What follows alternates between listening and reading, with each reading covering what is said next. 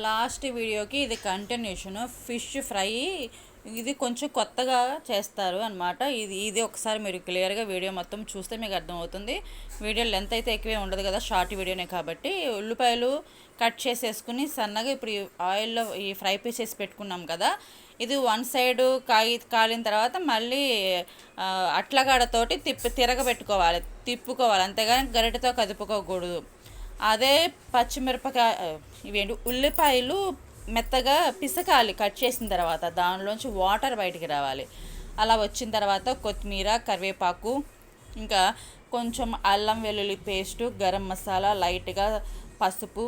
అంటే ఇవి కొంచెం తీయగా ఉంటాయి కదా ఉల్లిపాయలు, మరి వీటిలోకి మనం ఫిష్ పీసెస్లోకి మసాలా పట్టించాము, వీటిలోకి పట్టించలేదు కదా, అందుకని సాల్టు, పసుపు, కారము, అల్లం వెల్లుల్లి పేస్టు, గరం మసాలా, కొత్తిమీర, పుదీనా, కరివేపాకు ఏముంటే అవన్నీ కూడా ఈ ఉల్లిపాయల్లోనే వేసుకొని చక్కగా మెత్తగా పిసుకున్న తర్వాత ఈ ఉల్లిపాయలు మిశ్రమాన్ని ఫిష్ పీసెస్ మీద అట్లాగా స్ప్రెడ్ చేయాలి. స్ప్రింకిల్ అంటే చల్లడము, చిలకరించడం కదా. ఇలాగ స్ప్రెడ్ చేసిన తర్వాత చక్కగా కాల్చుకోవాలి.